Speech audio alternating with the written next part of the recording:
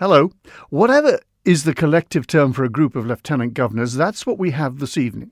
The men, and they were all men, whose job it was in the main to be the conduit between the island and the UK, though during the Manx Radio years from 1964, their function changed somewhat.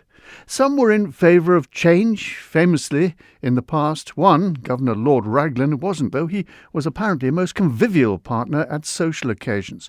But let's hear from 6 of those who came to live here during those Manx Radio 60 years. Their job to meet as many people as they could, to take on patronage of many charities, and generally become one of the recognisable faces of man. One of them, Sir John Paul, extended his 5-year term to take in 1979, which was Manx Millennium Year. First, though, Sir Ronald Garvey, whose far-sightedness encouraged the Manx government, as tourism was ebbing in the face of the Spanish challenge, to bring in a tax system that would encourage the island to prosper. 2 decades after he left the role, he returned to the island to tell us how he thought we had developed. What I do see is I've travelled around the island thanks to, by car, thanks to the courtesy of Milk Grease Motors, is a spick and span island, obviously prosperous, and I would say, thinking of the adjacent island, comparatively contented. I mean, I see farms, obviously, well kept, well developed. I've seen this massive building program, which, I mean, leaves me gasping when I look around. You started it, really, of course. I had something to do with starting it, yes, I suppose I would have to admit that. And generally speaking, I feel there's an air of prosperity here, which was one of my dreams, and it's very nice to see it really has come true. Would you have any views, for instance, Sir Ronald, on the question of abrogation for the Isle of Man? In other words, you mean dropping the common purse and going your own way? Well, what I would start off by saying is this, that I am morally convinced that the basic prosperity of the Isle of Man has been created by this arrangement of the common purse, which has linked the island to the United Kingdom, and the prosperity of the United Kingdom, therefore, in many different ways has been injected into the island through the common purse arrangement. An arrangement, presumably from that statement, then you would like to see continued?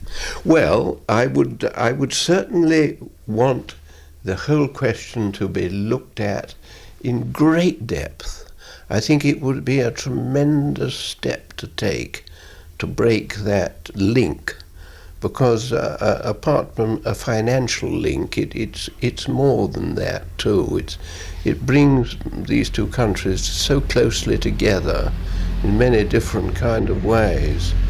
And I know there are people who feel that the time has come perhaps to break off this link with the United Kingdom, the common purse. I, as I say, would want to have it looked at in the very greatest of depth. I believe one of the reasons is that it's felt that to continue to attract tourists from across the water, some kind of greater inducement than can be given at the present time should be made. In other words, that cheaper cigarettes, cheaper beer, cheaper bottles of whiskey and other things. Well, in my view, there could be other ways of doing that without, shall I say, to use perhaps the wrong word, tampering with the common purse. When you were Lieutenant Governor, of course, the policy then was to stimulate the economy here. Yeah. It seems nowadays very much more difficult to find ways of stimulating the economy. Well, yes, but I don't think that stimulation in the Isle of Man could ever be dead. I think if anybody asked me what I felt I did for the Isle of Man in my 7 years, I could put it in this way, that I opened the eyes of the important people in the Isle of Man, and particularly the politicians, to the island's tremendous potential for development. And having opened their eyes to it, it was really left to them, with perhaps a little bit of inspiration from me, to carry forward and to develop the potential which was there. I don't believe that potential is completely burnt out. That's what I was going to lead on to next. Do you think the new resident policy went far enough, and do you think our population is right at 64 or 5,000? Well, that reminds me that I once, whether I shot Tynwald, I'm not quite sure, but I think it might have been so, and I remember saying to somebody that when I made this announcement, you could hear an ant sneeze in Tynwald Court. And that was that the island was perfectly capable of maintaining a population of 85,000 people. And that judgment was based on the number of islands where I have lived with far less potential. And I like to stick to that word than the Isle of Man still has. Sir Peter Staller took on the role of governor in 1966, among his duties to open a new refuse centre, which gave him the opportunity to stress how important taking care of such things was to the whole community. Mr. Chairman, Your Honour, Mr. Speaker, ladies and gentlemen, it's one of the big problems of civilization is how to get rid of unwanted refuse. Well, we're going to do that with the soft refuse here, but we in the island have got to face how to get rid of unwanted hardware. And I hope that we won't just sit back and be satisfied with what we're doing now, but we'll do something to get over this difficulty.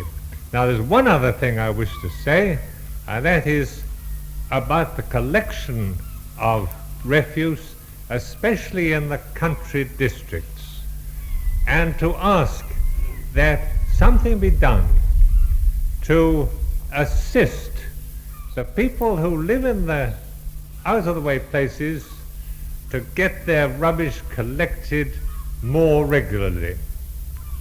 I know from living in a very distant place in England where we had our refuse collected once every 2 months, what a problem this is.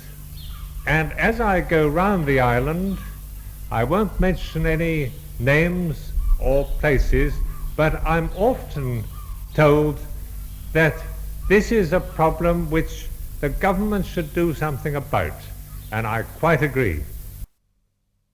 Sir John Paul took office in 1974. When he arrived, the Manx media pack were unleashed upon him. One of the questioners you may recognise as Terry Kringle. There were certain areas which were touched on briefly in my, again, very brief discussions with officials, but they were, on the whole, obviously very preliminarily, things like problems over international relations and so on. But and I have, of course, read the reports on the Constitutional Commission, but I haven't, certainly, as I said, I haven't come with any preconceived notions as to how such problems as there are can best be resolved. This is a matter, obviously, primarily for the government here. Lionel Cannon, sir, this is your first appointment inside the sort of British Isles of the United Kingdom. Previously, according to your record, you've been to sort of Africa and Gambia. How do you think that the island will compare with those type of territories? I don't think there's any comparison at all. My service hitherto has been in what are called emerging territories of the Third World, as they're also called. And as I said in my opening address at the welcome ceremony at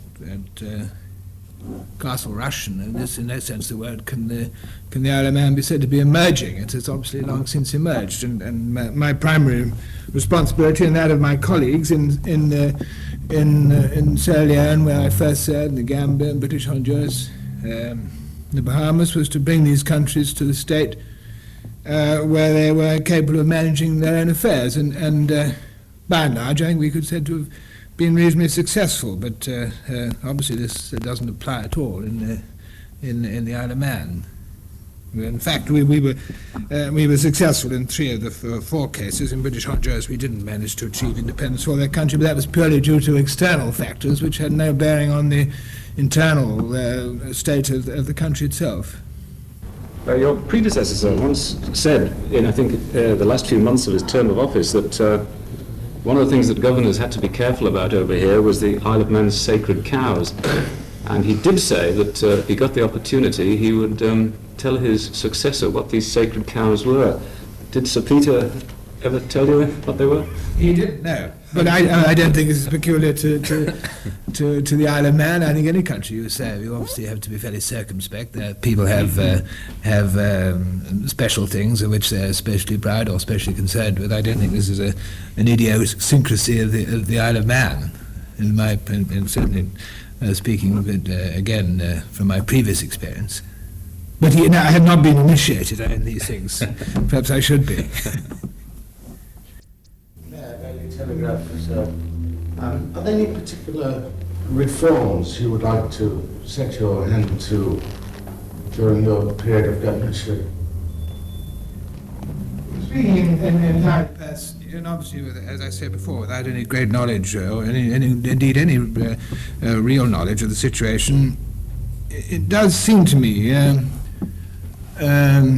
strange and anomalous that at this very advanced stage of state really, it's not as if, because it's obviously been like this for some considerable time, of autonomy which the island enjoys. The governor should be quite so closely involved in quite so many things, like presiding in the legislature, and maybe possibly it's necessary he should preside in Tynwald.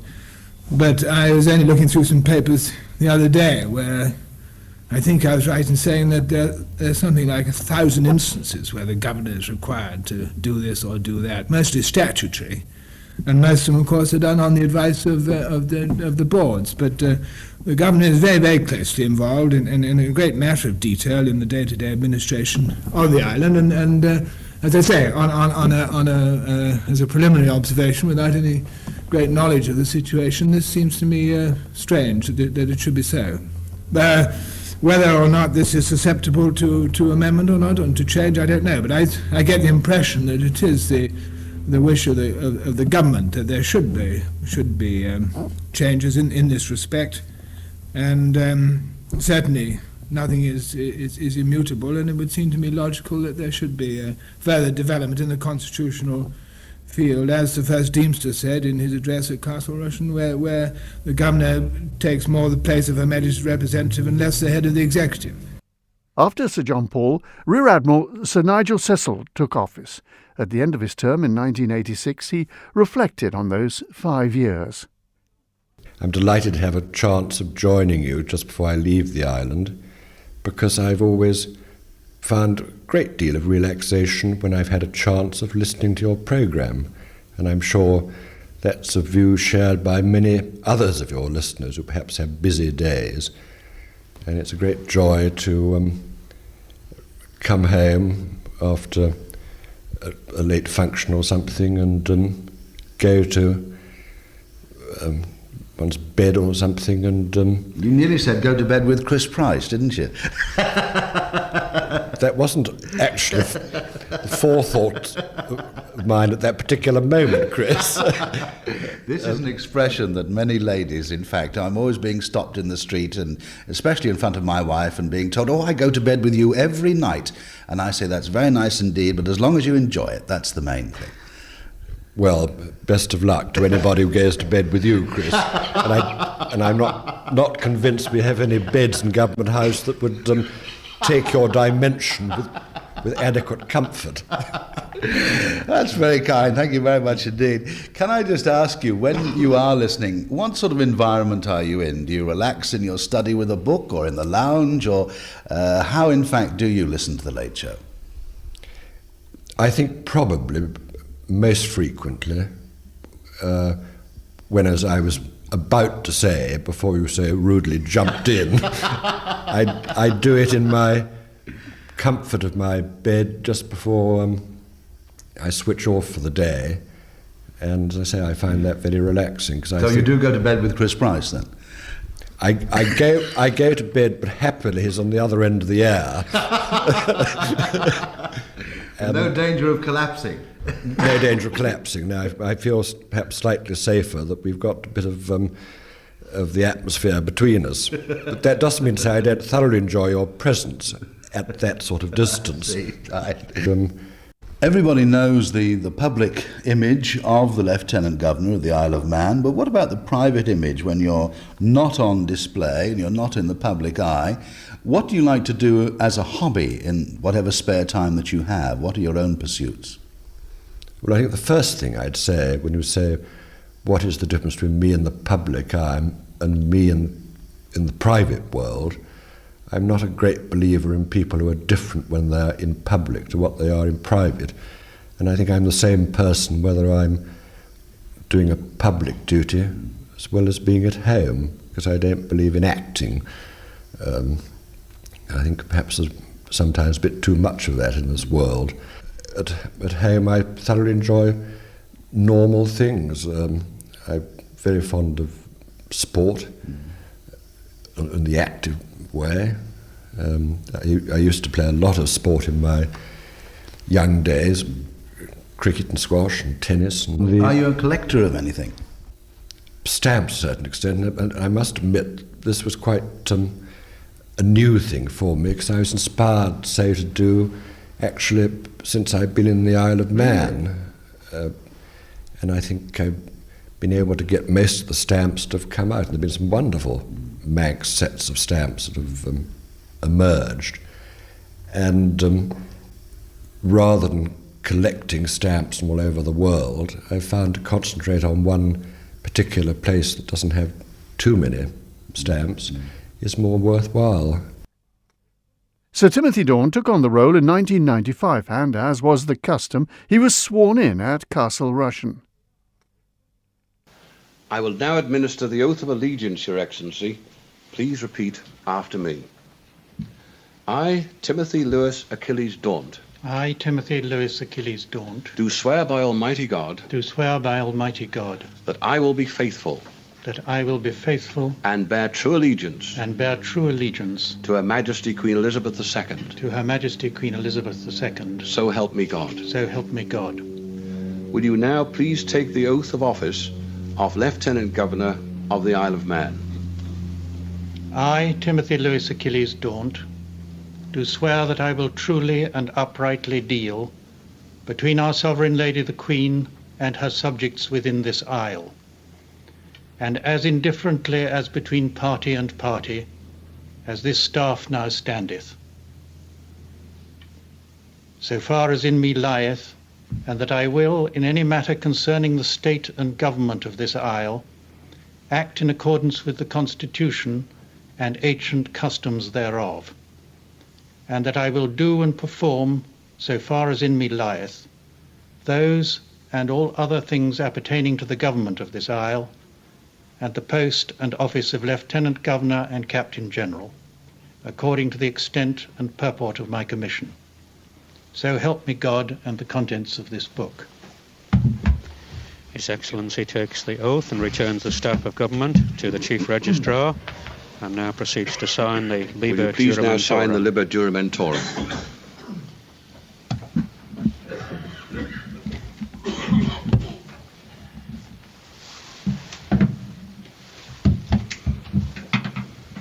The audience remaining standing.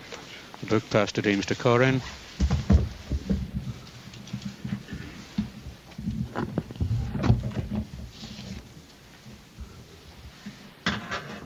Now Mr. Corrin passes to His Excellency the seal public. I have the honour to deliver this seal public of the Isle of Man to you for safe custody. Chief Secretary, I deliver to you the seal public of the Isle of Man for safe custody. Being now duly sworn, in accordance with ancient custom, in this historic place, I shall be constantly mindful throughout my term of office of the promises which I have just made.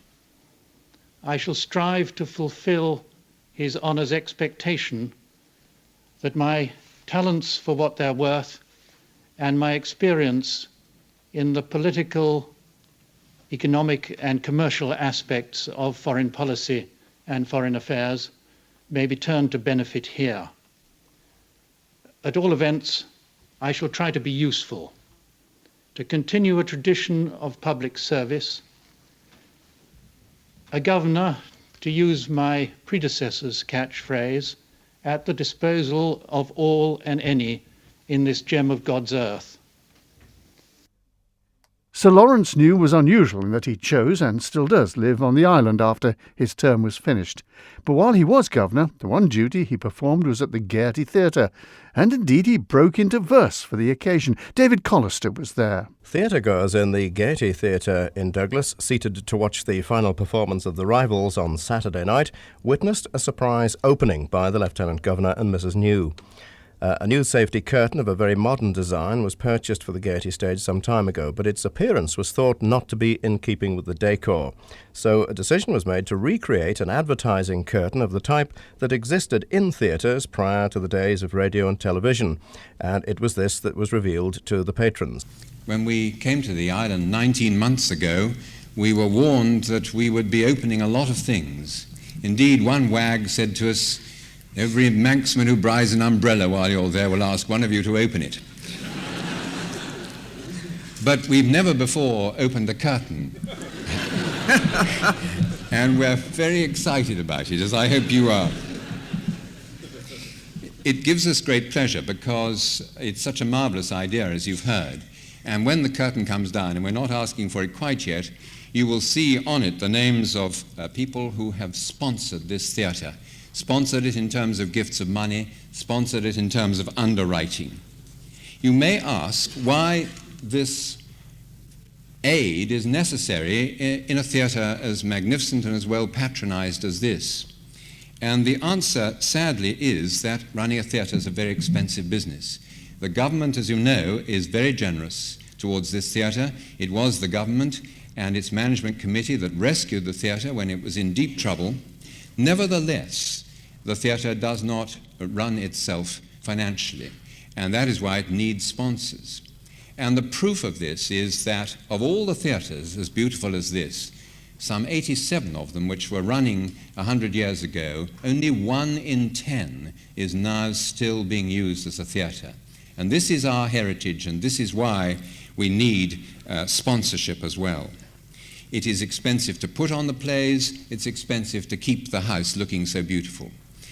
Basically, everything this side seems now to be done at the house where you're sitting, but it is true, and if we didn't admit to it, Miss Vanessa Ford would remind us, because she said so several times to all of us, behind here everything is not well. It's safe, but it's not salubrious. The dressing rooms are not attractive, and there's much to be done backstage here. And it is for that reason, really, that we need sponsorship.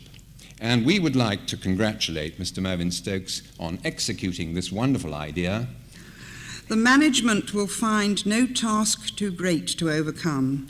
With heart and hopes elate, all energies combined shall onward press this enterprise to gain a grand success.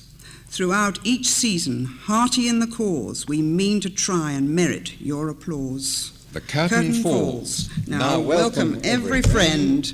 Long may it please, and oft may you attend.